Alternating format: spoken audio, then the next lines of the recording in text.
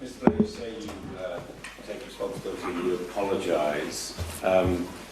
Two quick questions. One is, you have said in the past you would do it again. Would you still stand by that? And secondly, would you reply now through the cameras to the families of the soldiers who died, who said the question they'd like to ask you is, look me in the eye and tell me you did not mislead the nation? I can look not just the families of this country, but the nation in the eye and say, I did not mislead this country. I made the decision in good faith on the information I had at the time. And I believe that it is better that we took that decision. I acknowledge all the problems that came with that decision. I acknowledge the mistakes and accept responsibility for them. What I cannot do and will not do is say I believe we took the wrong decision. I believe I made the right decision and that the world is better and safer as a result of it. Now, many people can disagree with it, that's their prerogative. But as this report makes clear, and it does, when you go through the report, there were no lies, there was no deceit, there was no deception, but there was a decision. And it was a controversial decision.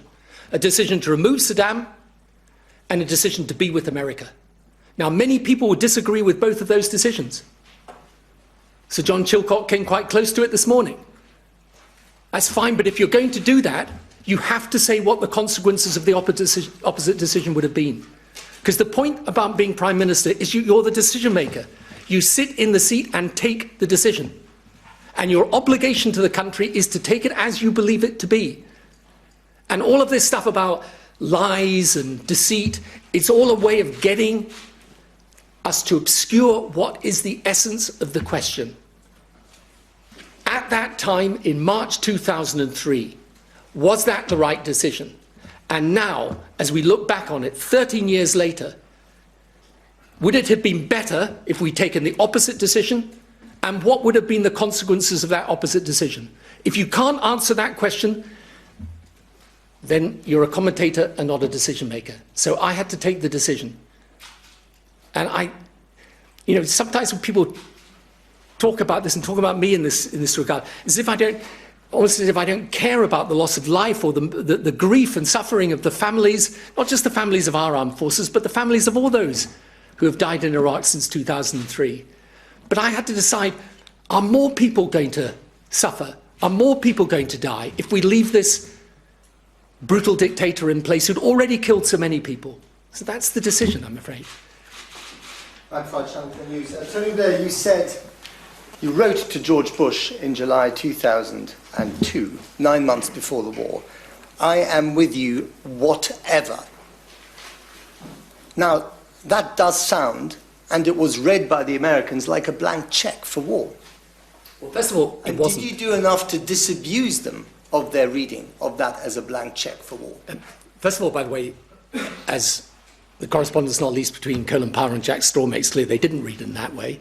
Neither could they have, because in July 2002, the whole purpose of my intervention with the President was to get him to go down the UN route. So after July 2002 comes November's UN resolution. Has Saddam complied with the UN resolution? That would have been the end of the matter. He didn't. But it was absolutely clear, and by the way, I think it's clear, I think even the words that continue after that statement in the memorandum, I think there was then a but, and I then explain all the difficulties and why this isn't like Kosovo and Afghanistan, why we have to proceed with enormous care. And the whole purpose of what I was doing was making it clear I was going to be with the Americans in dealing with this. That was absolutely clear. I said this in evidence to the inquiry, but we needed to go down the UN route. But the but was never, I will withdraw my support if you don't go along with these conditions. No, the but was, but we have to go down the UN route. So if we don't go down the UN route, I'm not in a position where I can support this. Can I talk about the binary decision you said that you had to make on the 18th of March 2003, Radio on ITV News? You took that decision, but the consequences of taking that decision were that if you had pulled back, the Americans would have gone through anyway. Our military contribution was irrelevant in getting the job done anyway. And by going through with it, when you faced a choice between your frustrations with pursuing diplomacy at a blocked UN and effectively pulling the trigger that you had already loaded because you couldn't keep the troops there indefinitely, was to plunge us, this country, for 14, 15 years of this agony. You could have said, no, I'm going to continue with the UN, and Saddam would have been gone anyway. Well, hang on a minute. Because that's a really, really important point and needs to be dealt with. So let's just disaggregate that for a moment. So first of all, by the way, our forces did play an important part in removing Saddam. We were absolutely central. It would have been overthrown anyway with the Right. US, Okay. the US power Okay. there. So what you're saying is that we should have pulled back at that point. We should have let the US do it. I don't know whether you think we should have been in the aftermath or out of the aftermath as well. That would have been a huge decision for this country to take. At that point, we were the US's strongest ally. I had actually gone and sought the commitment from our armed forces that they wanted to be part of this, that we should be part of it, and then right at the last minute we were going to pull out and let the other countries go forward. And diplomacy had been exhausted, actually, in this sense. There was by then an impasse at the UN. Look, this is familiar to us today. You had Russia on the one side, the US on the other. You give up. You just say, we have to choose war because we can't continue with a blockade. Well, you then have to take a decision. And that's why I say, the problem with this debate on Iraq is once you clear out of the way all the allegations of deceit and so on, and, I hope people do actually read this report because it makes it clear those allegations can't be sustained. But in the end, I agree with you. But you've got to go back in my shoes as decision maker and say, at that moment, are we going to pull out, leave the US to do it, hoping that they do it, presumably? Well, you said that they were going to go Well, ahead and do it anyway. yes, okay, they would have done it, but then we're saying we think it's the right thing to do, but we're not going to be part of it. I think that's very difficult. One other question, Sure. which is a fundamental point that you raised, which is this rejection, as you said, of the fact that the invasion was in no way in the aftermath not responsible with the terrorism that has gripped Iraq and the region. As you know very well, Al-Qaeda seeks what it calls ungoverned spaces in which to spread its hatred and violence. The way that the aftermath was unplanned for, or adequately planned for in the aftermath of the invasion, which is what the report lays out, ungoverned space was created in Iraq. The military was disbanded, the security forces, the intelligence services, all of it was eviscerated within months. And into that void came Al-Qaeda. What is happening in Syria today are being led by the very men who were in the American camps. Abu Bakr al-Baghdadi was in Camp Bakr and held there. He grew out of Al-Qaeda. So to say that what is happening in Syria today has no links with Iraq is disingenuous, is it Well, I'm not? not saying it's got no links, but let's be very clear about this. Okay, you're completely right. Between 2000, particularly when the Civil War began, in 2004 to 2006, then I agree. Al-Qaeda used the removal of Saddam in order to move in and to create sectarian tension. But then came the surge. And the surge largely succeeded.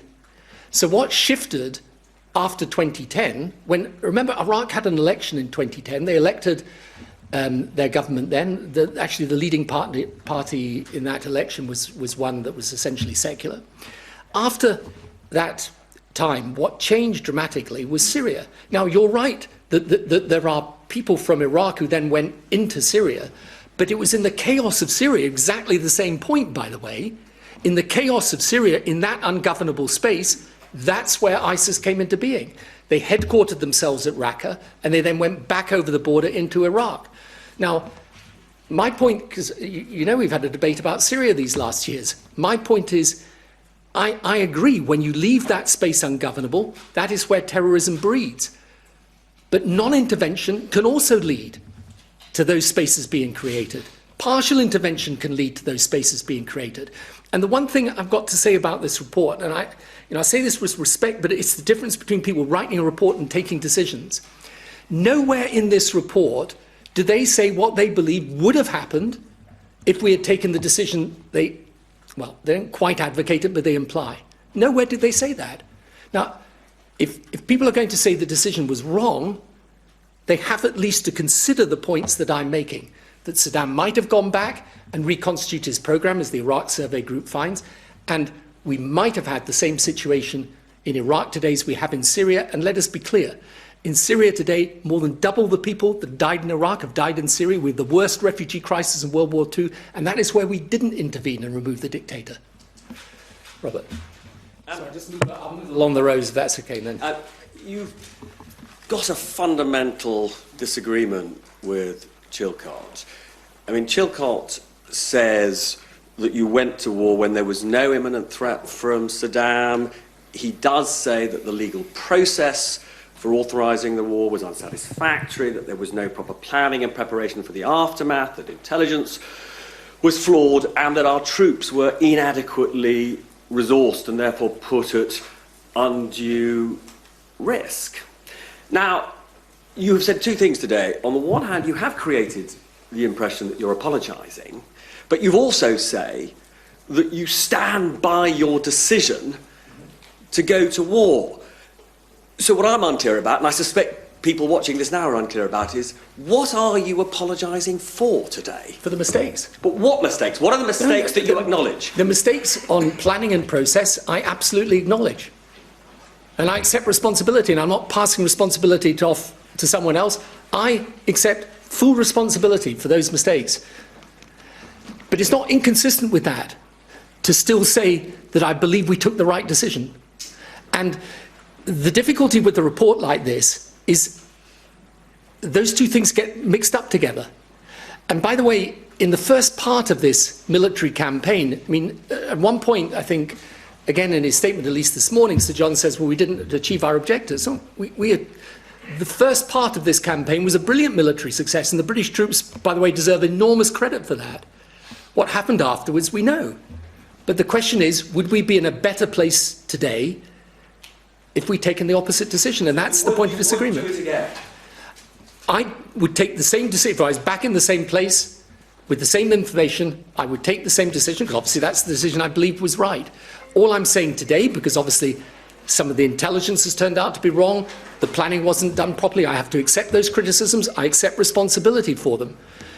But I think people want me to go one step further, and this is my problem. It's a very fundamental problem, and I know it causes a lot of difficulty, even with people who might support me otherwise. They say, no, we want you to apologise for the decision. I can't do that. I can't honestly tell you, and I'm in the Middle East 2-3 times a month, and I tell you the roots of this terrorism go so much deeper than what happened in Iraq. We got caught up in the problem in Iraq. And ultimately, if we're not prepared to take these types of decisions and engage in this way, we will make the world less safe. Which is why I believe in 2013, I think it was, when Parliament had to take the decision on Syria and chemical weapons, we made a fundamental mistake. I mean, I supported the Prime Minister at the time. And Libya shows you, and he very fairly today in his statement accepts how these things are difficult. But we're not going to be in a better position if Britain absents itself from these decisions and from its place in the world. But Mr. Blair, we shied away from intervening militarily in Syria because we did in Iraq. That's the point. Well, is it, or is it because we now know how difficult these interventions are? You see, the worry that I have from all of this is that the lessons we learn are lessons essentially of political safety and not political strategy. That ultimately, look, these decisions are difficult.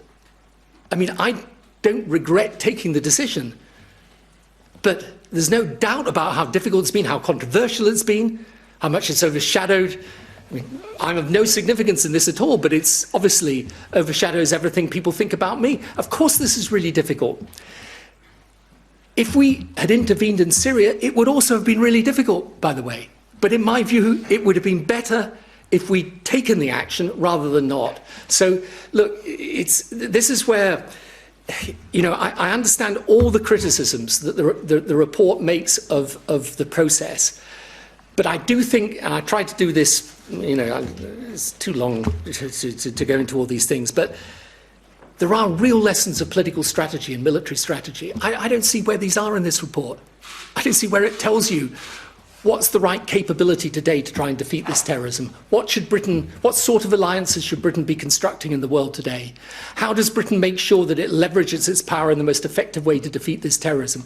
Given that the countries who are affected by this terrorism are countries of every description, whether they're aggressive or benign, north or south, pro-Iraq, anti-Iraq. Where does this report tell us what we should do as decision makers? Yes. Tony Blair, it's very clear you stand by your decision. You have finally today apologised to the families who lost loved ones in the conflict. But this report is a devastating catalogue of the failures of your government and paints a very clear picture of a Prime Minister who was determined to act with the United States, almost come what may. Do you understand the sentiments of some of the families who believe you ought not just to have said sorry a long time ago, but that now you should face some kind of punishment? By the way, it's completely incorrect that I've not said sorry before. I have always apologised for mistakes and in planning and in the intelligence, even though I'm not actually responsible for the intelligence. But, you see, I can't, it's true, I took the decision after 9/11 we should be America's closest ally. Again, you can disagree with that. I personally think when you're fighting this terrorism in the world today, it would be better if Britain today had a really strong, tight relationship with the United States. Now, I personally think when our parliament decided not to back President Obama in Syria, we really dealt a blow to that. I'm sorry, but I do. So none of that diminishes the pain of those families or my sorrow for them and sorrow for what they've gone through and their suffering. But I can't... Says he was proud of that decision. I know, but I with greatest respect, think, there's a whole other debate. But the fact is, they called upon us as the UK to back them at that point, and we didn't, and I regret that. Although, to be fair to the Prime Minister, he was advocating it. What do you say to people who are calling for there to be some kinds of consequences for you personally? That's up to them to call for what they want. But what I've tried to do today is explain why I acted as I did. And, you know, in the end, what more can I do than say to people, this is why I took the decision I did. And if you disagree with me, fine, but please stop saying I was lying or, you know, I had some sort of dishonest or underhand motive. I had the motives I explained. And the reason I can't depart from the decision is I look at what's happening in the world today, and I'm afraid, do not believe that we are safer today than we were back then. Bill Neely, NBC News. I just want to pick up on two things you haven't mentioned and also on Matt Fry's earlier point. The report says basically you undermined the Security Council before the war, and at the end of the war basically ended in humiliation for British forces in Basra. Do you accept those are damning judgments and have done lasting damage to Britain's reputation? And secondly, on Matt's point on the memo of the 28th of July when you wrote that you would be with President Bush, whatever. Whatever what, Mr. Blair? Whatever the intelligence, whatever the evidence, whatever the UN said, what? No. I was going to be with America in dealing with this, whatever the political difficulties, whatever problems there were going to be, I was going to put us alongside America in dealing with this. But it had to be done right, which is why the whole point of the 28th of July interaction was to persuade the Americans. Remember, there were members of the American administration completely opposed to doing this through the UN. The inquiry, I think, does actually say this. I persuaded President Bush to go down the UN route. That was the vital thing we were doing. Now, I wanted, first of all, by the way, I don't believe British troops were ever humiliated. I think British troops fought with enormous distinction in the south of Iraq. That word is directly used in the Yeah, report. well, I'm afraid I profoundly disagree that the British troops did anything other than a magnificent job in the south of Iraq. And if you go and talk... Making a deal with the very people who were firing on them No, in order to stop the war. That was the allegation. Again, I think that was done in 2008, but in any event, you know, those decisions are incredibly difficult. Most of the attacks actually in the south were attacks on British troops. That's why it was very different from what was happening in Baghdad.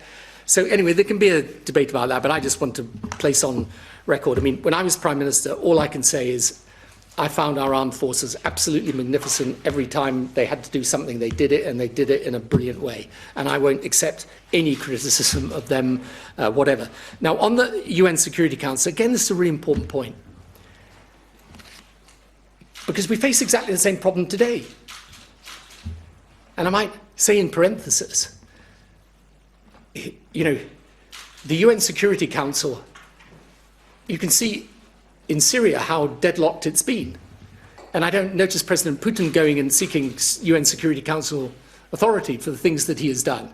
But when it's deadlocked like that, you can't say you're undermining its authority when we had gone back to the UN specifically to get a resolution that gave him one last chance to comply.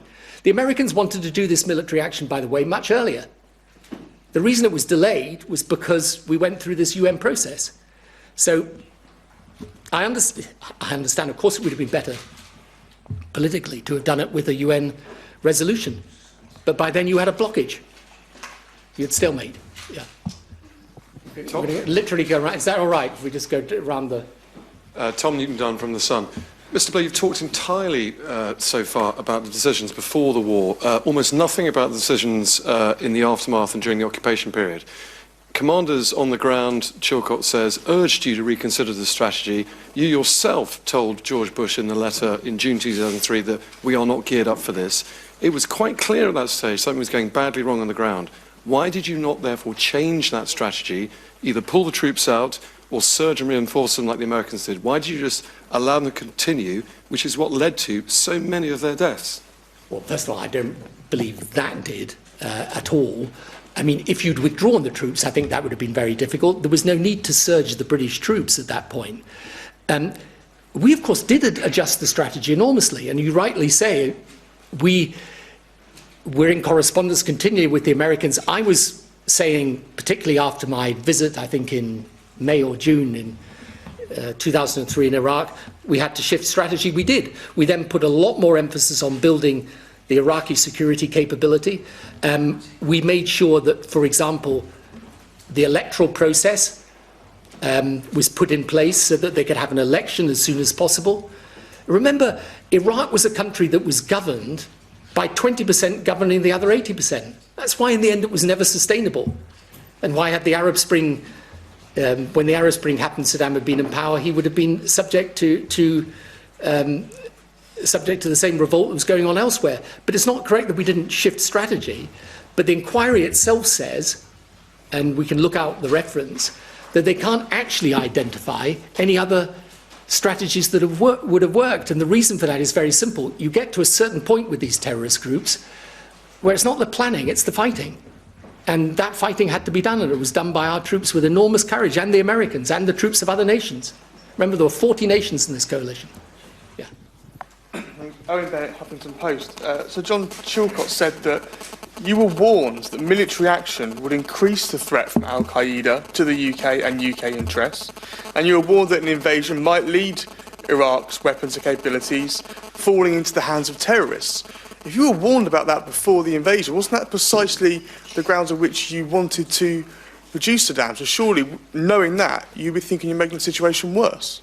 No, the warning that they were giving, and it's important that the Chilcot inquiry makes reference to this, was a warning that, because everyone thought that he did have actual stockpiles, that they could fall into the wrong hands. But that can't be a reason for not removing him from power. That's a reason for doing it.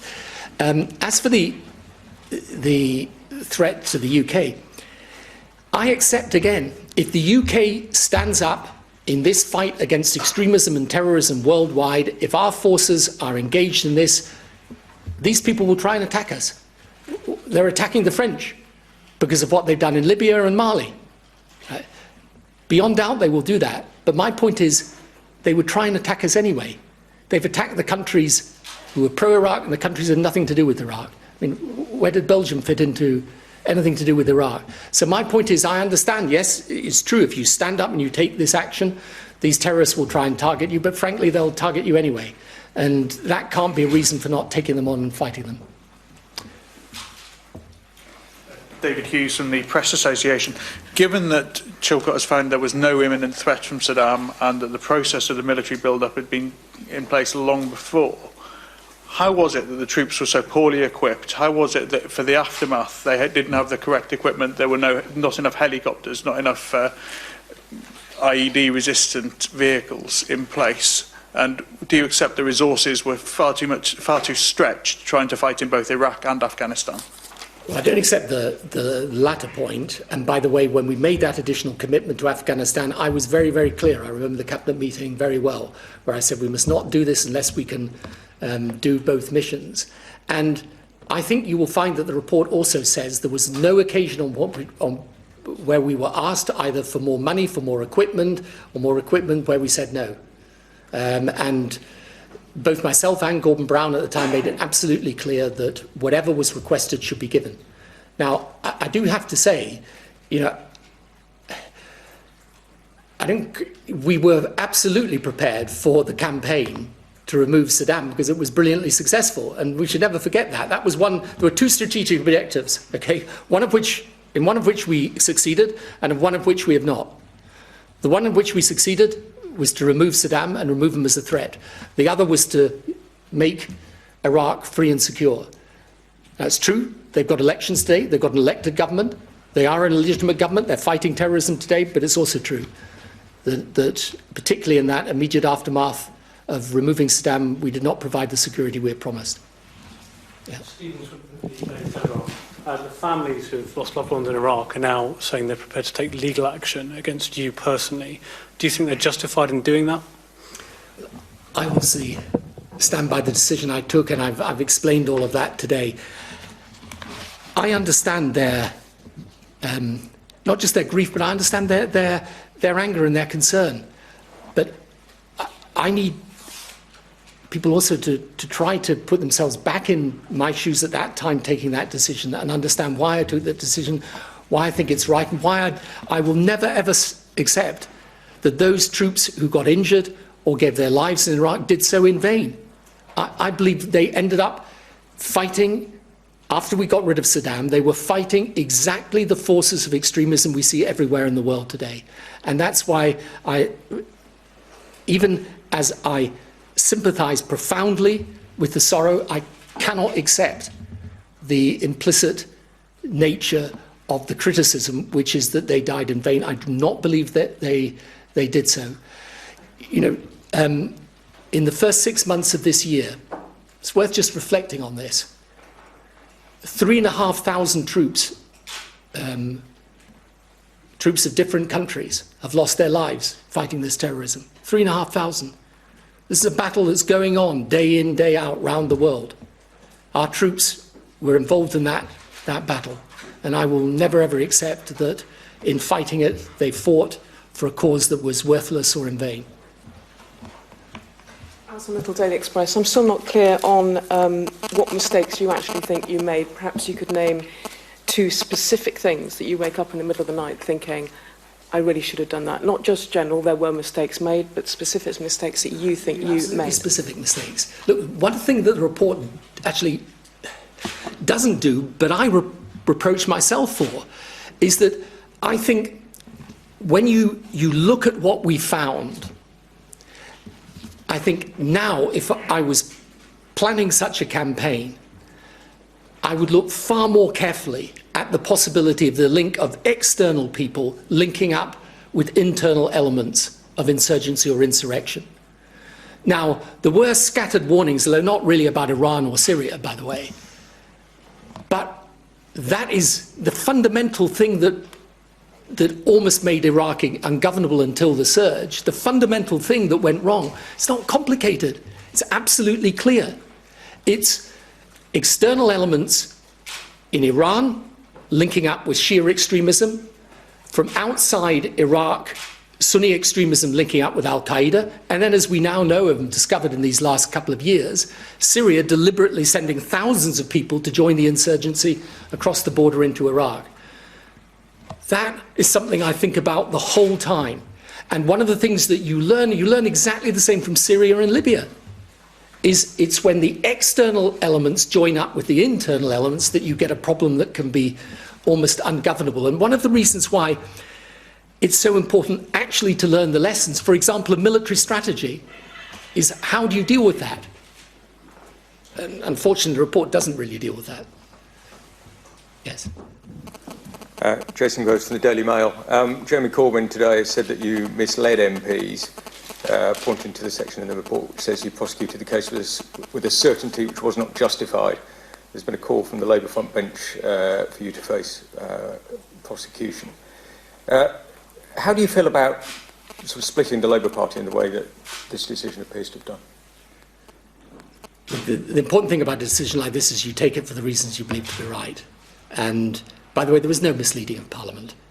And the report accepts explicitly that I acted both in good faith and that I genuinely believed the intelligence I was given. And I brought with me, in case I can simply show it to you afterwards rather than reading it all out. If you go back to those Joint Intelligence Committee documents sent to me in March and September, I simply say to any fair-minded person, go and read the reports, see what was said to me, and then tell me if you wouldn't have believed that there was not merely a problem of intent, but an actual developed programme of weapons. Well, Jeremy Corbyn did. Well, that's for Jeremy.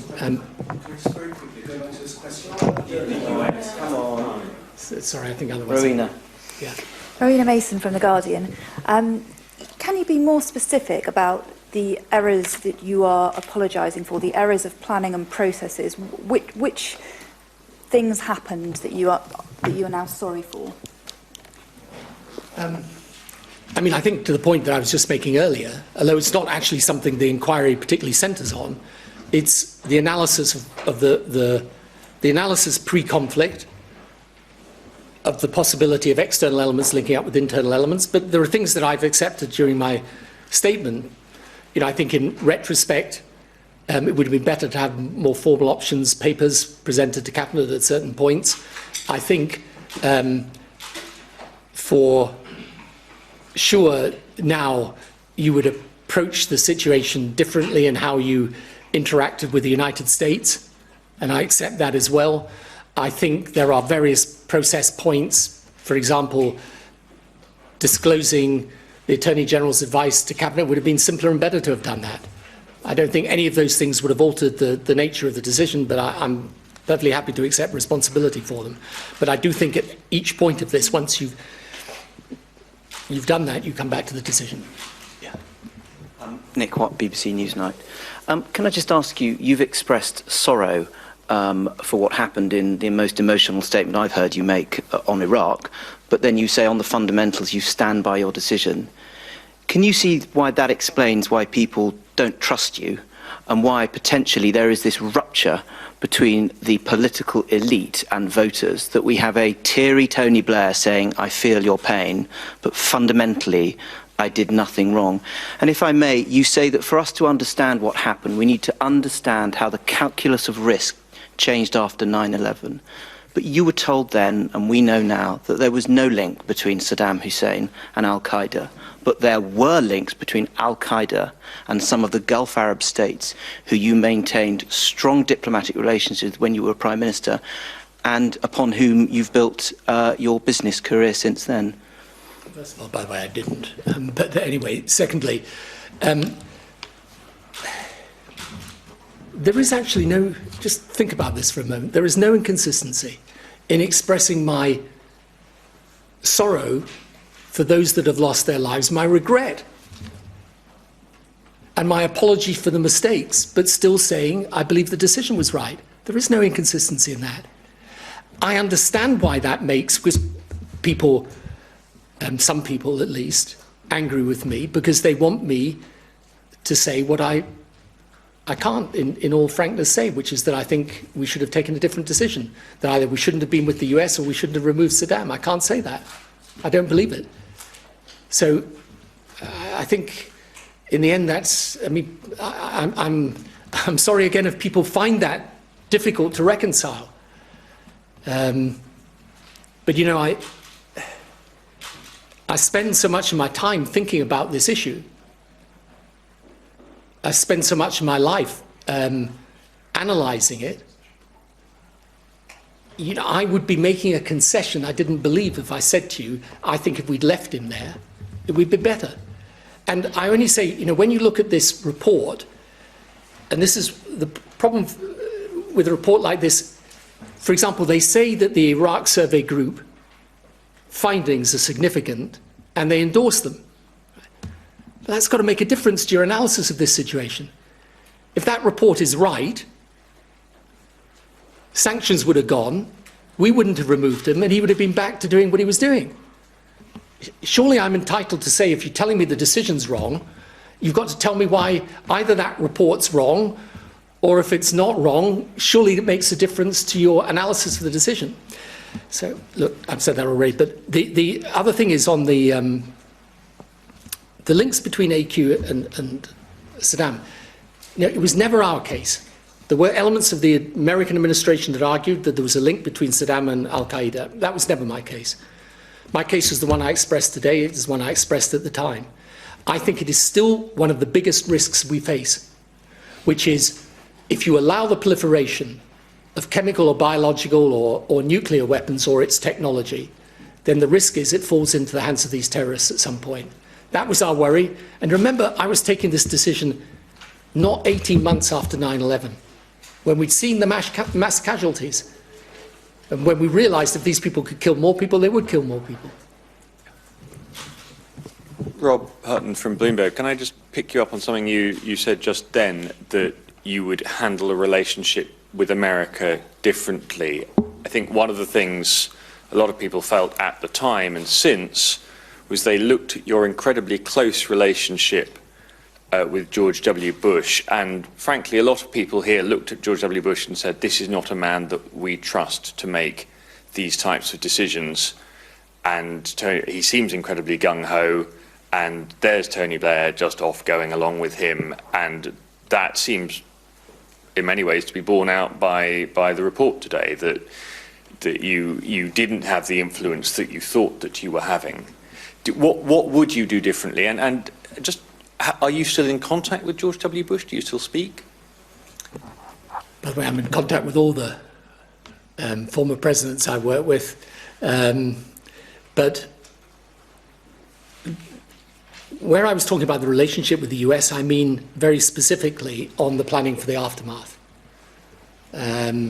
I think in retrospect it was clear that I relied too much on the assurances that were given, and there were obvious real problems within their system.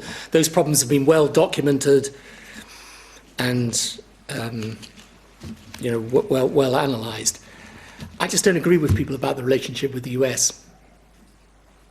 You know, when I was Prime Minister and we had that very close relationship, and I had it with President Clinton and then with President Bush,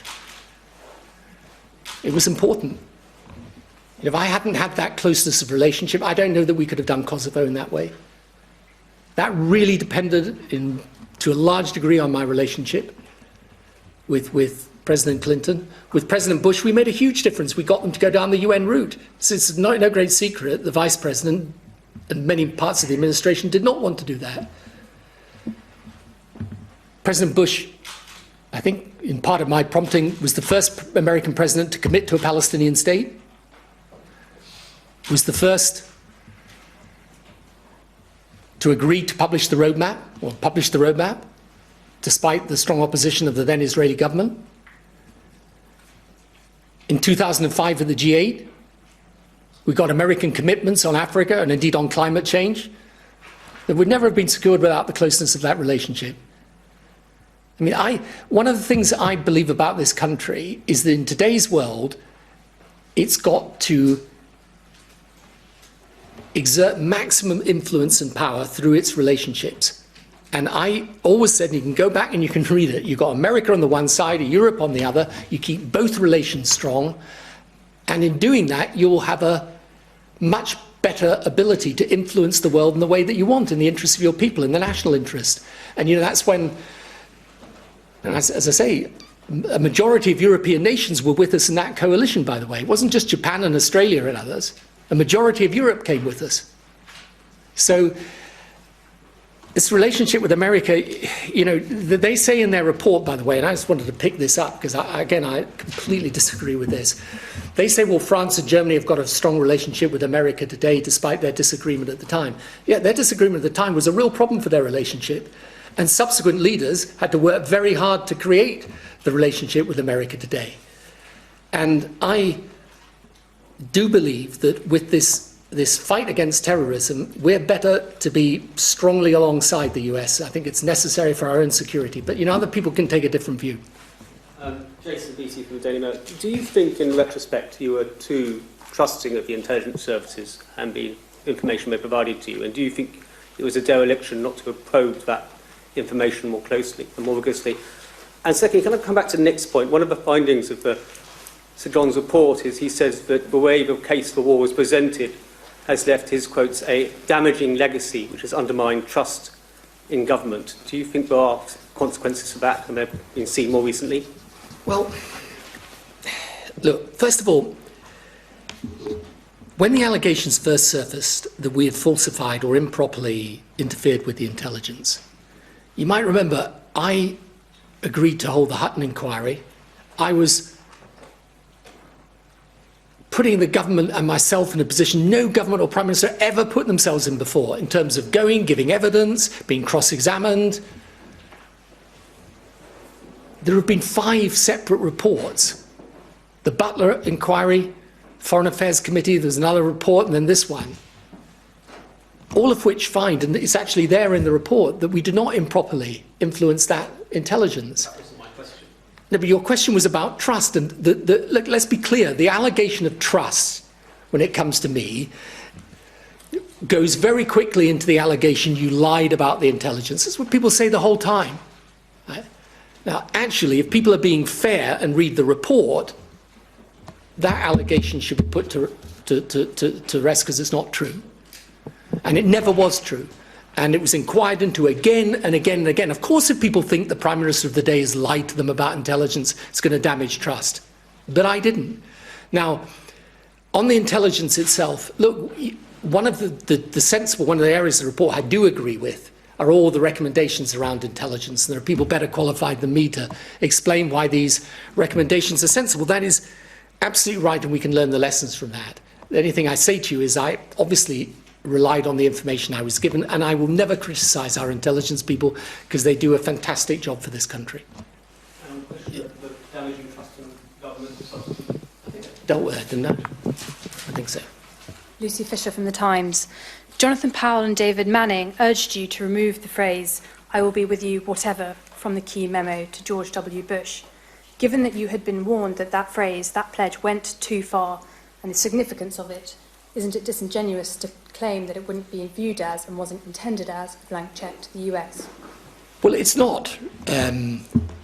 It's not a blank cheque and wasn't taken as that because, by the way, the Americans were absolutely clear what we were saying. And if you read the whole of the memo, it makes it absolutely clear that we were saying we had to go down the UN route, we had to build a broad coalition, that I couldn't be sure, I think I actually said at one point, I couldn't be sure of the support of Parliament or the Cabinet even.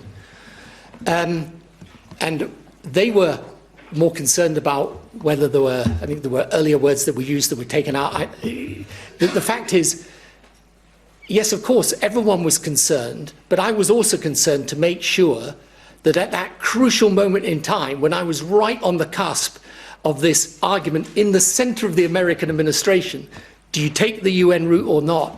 I needed to make sure they took the UN route, and they did. And by the way, the inquiry does note this, there was a conversation after that November resolution when it was made absolutely clear by myself to President Bush, and he accepted that if Saddam complies, there's no military conflict. So when people say, you know, the commitment was unqualified, it was absolutely qualified because we went to the UN. And if Saddam had complied, we wouldn't have been in conflict. But, you know, one of the things, again, I ask people to go back and look at, is it's absolutely clear he never had any intention, really, of complying. He would have been back to his old tricks if we'd allowed him to survive. I need to go to the back there. And then, who's still to come? Yeah. Hi, Henry Ross from Financial Times. You say that this will forever stand over how people view you. Do you see it as increasingly futile to make public interventions on matter of policies given the shadow of Iraq? Well, people can listen or not listen.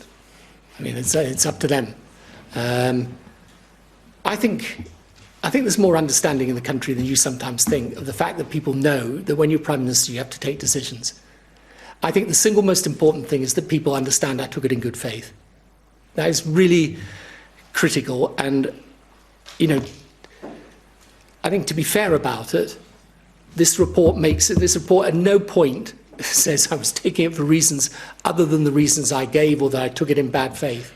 And that's the thing that damages me or any other political leader.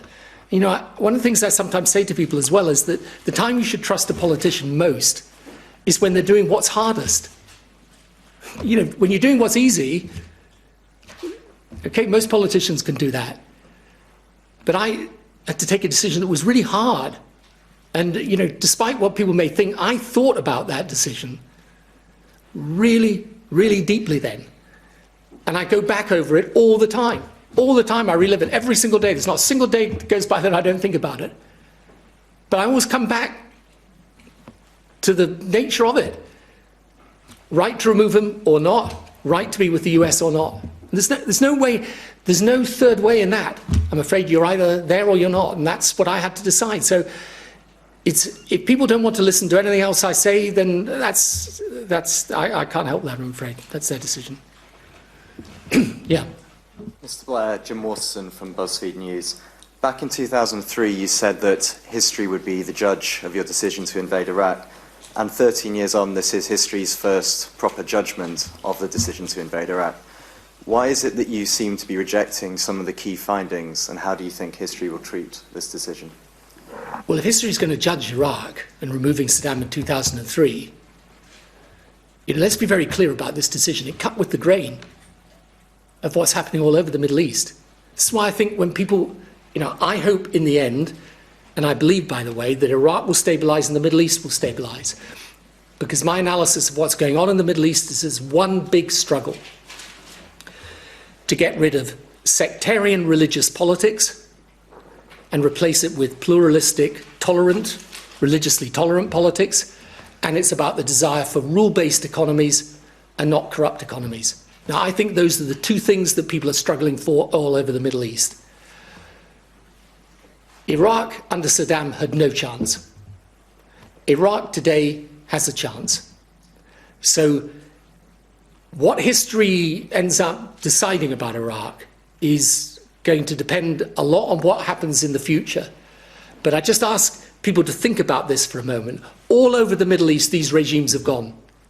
Now, what you sometimes find in the West in the debate, and again, the report doesn't really deal with any of these things, is people say, it would be better if you kept the dictators in power, because at least then you keep the situation stable.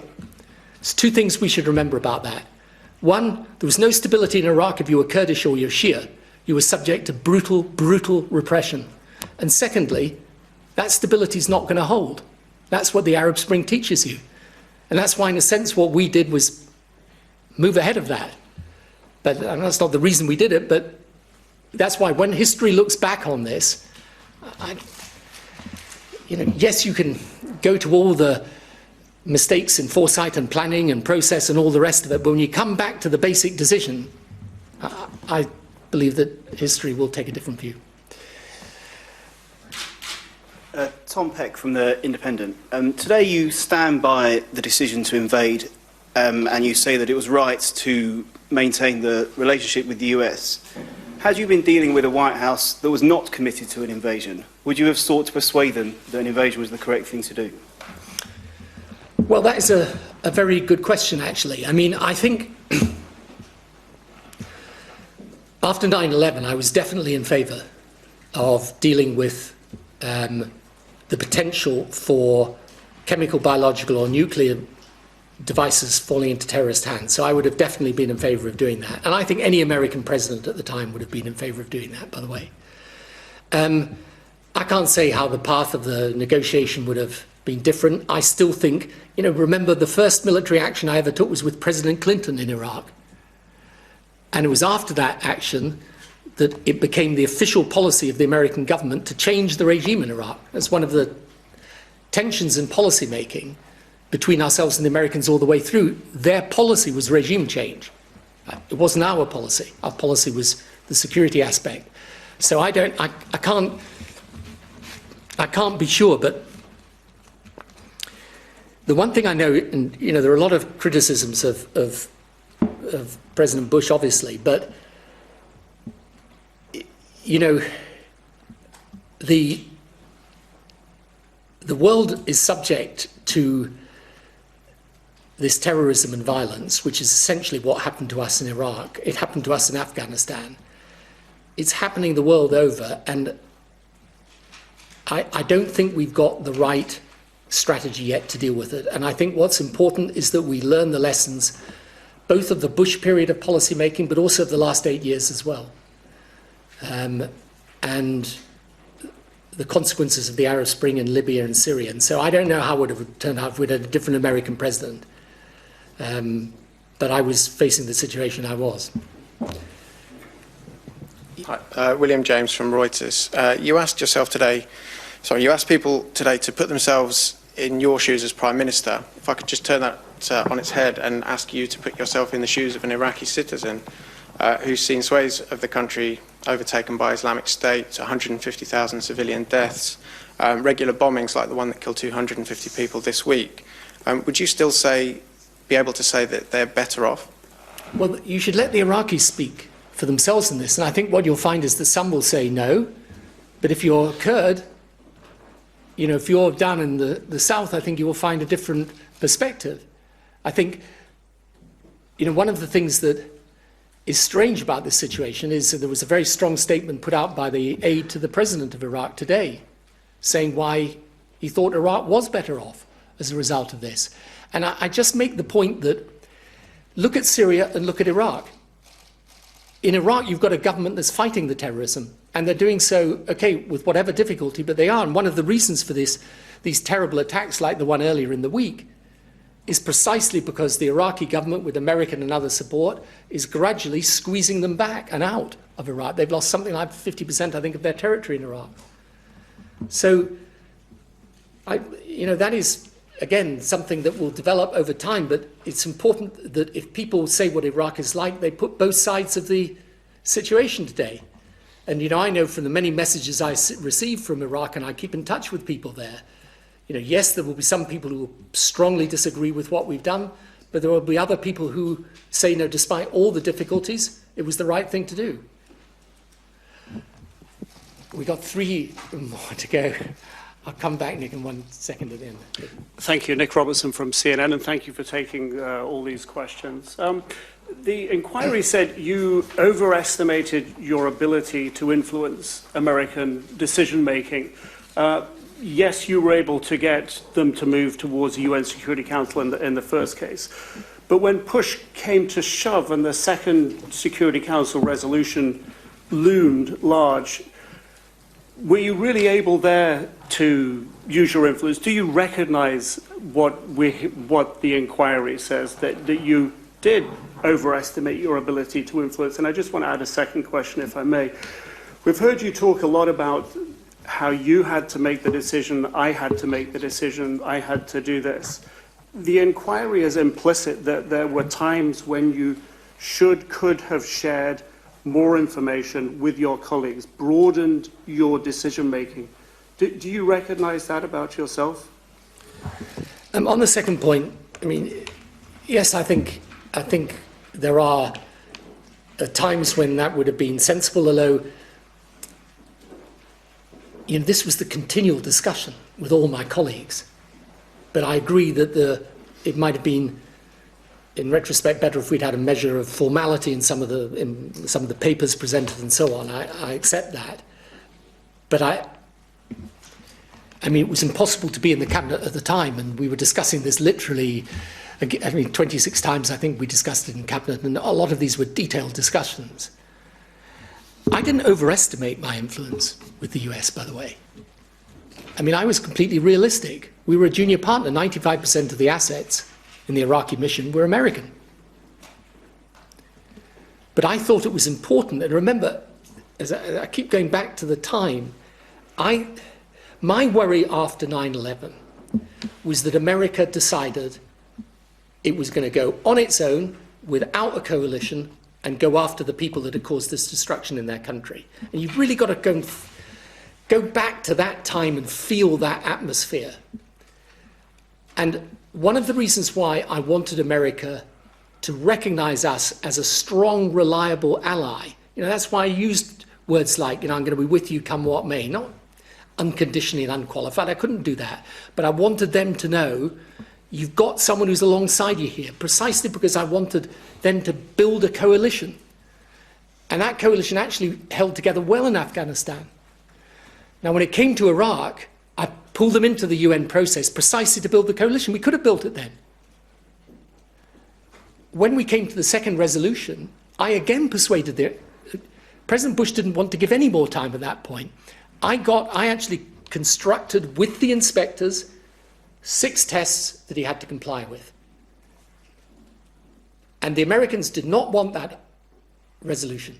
But in the end, what they said was, okay, but there's got to be an ultimatum. If he doesn't comply, we can't keep our troops down there and let him carry on giving a little bit of compliance when he felt the threat was there and withdrawing when he didn't. And in the end, we couldn't get agreement to that. But it's not that I didn't try. So I had real influence, but of course, they were always going to be the senior partner.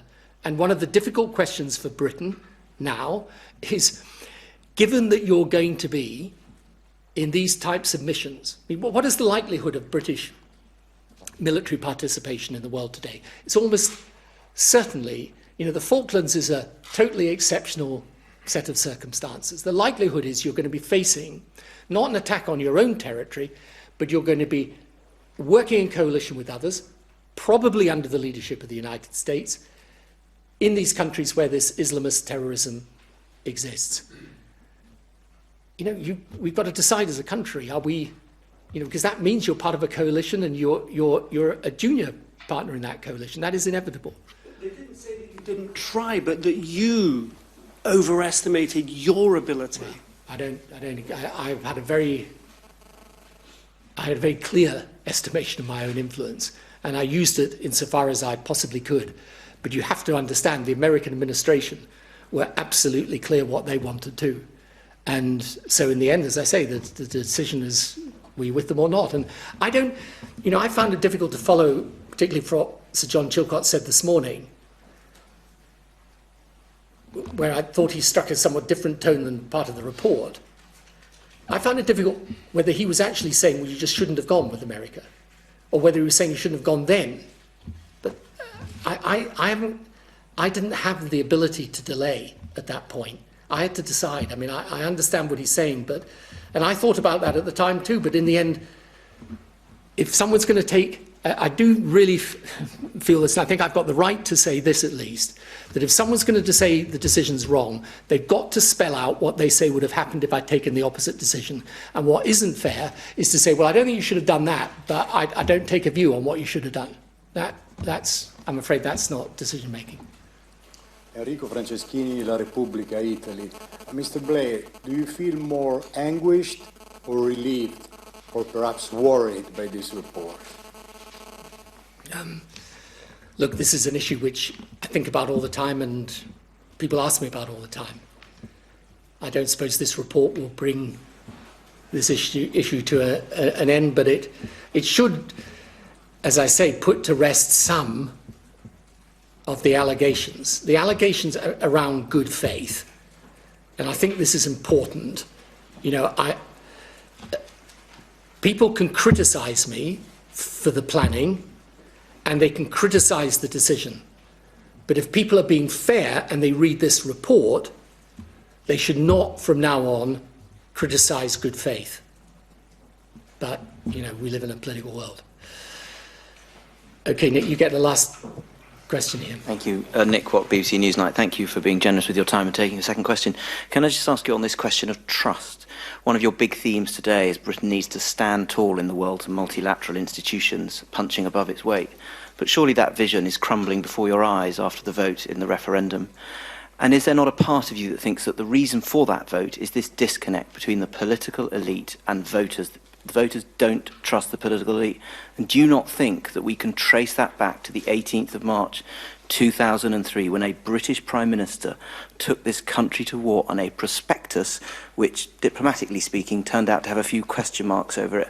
And you may have acted in good faith, you may not have done that knowingly, you may not have lied, but nevertheless people saw their Prime Minister taking them to war on a prospectus that now has question marks on it, and they don't trust you and they don't trust your successors.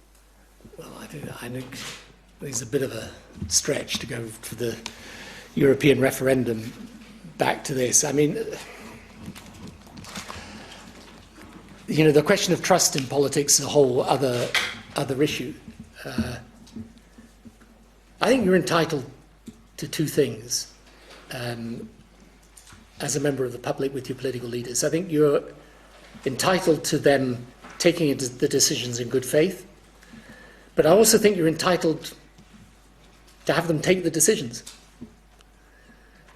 And, you know, I said to you earlier, I think the time you should trust a politician most is when they're doing what's least popular. Because unless they're a fool, they're doing it because they believe in it. I think the disconnect between politicians and the public has got a lot of different aspects and dimensions to it. It's a topic for another day, but, you know, if you were concerned that your Prime Minister took this decision on the basis that they knew was false, or they took this decision for reasons that were nothing to do with the reasons they gave, then you would be entitled to mistrust them deeply. But this report makes it clear, whatever criticisms you make, or whether you agree or disagree with the decision, I did it for the reasons I said I did it. And I stand by it today for those reasons, again, today. And, you know, I understand why Sir John or his colleagues may take a different point of view. But I was the elected Prime Minister at the time. And I really do believe, ultimately, it's better that you have your Prime Ministers in a position where they take the decisions rather than duck them. Okay, I think that's enough. Thank you.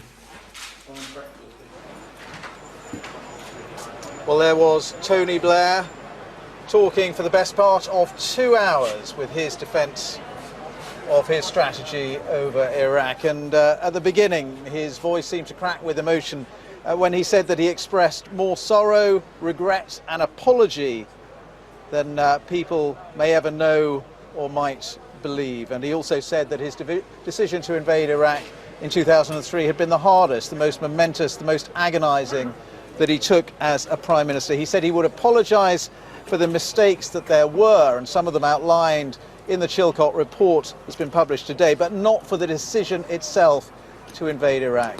So let's talk now to Reg Keyes, whose son Tom died in Iraq as a Royal Military Policeman there.